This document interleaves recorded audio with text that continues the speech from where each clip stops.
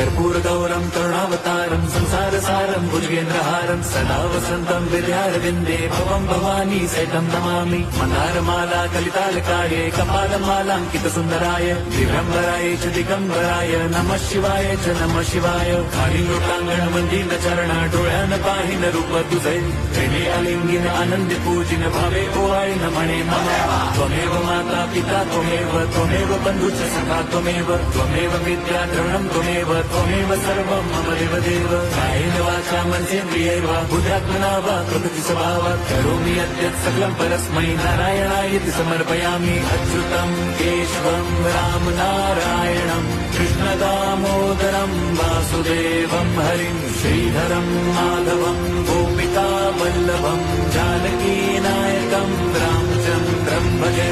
Hare Ram Ram Ram Hare Hare, Hare Krishna Hare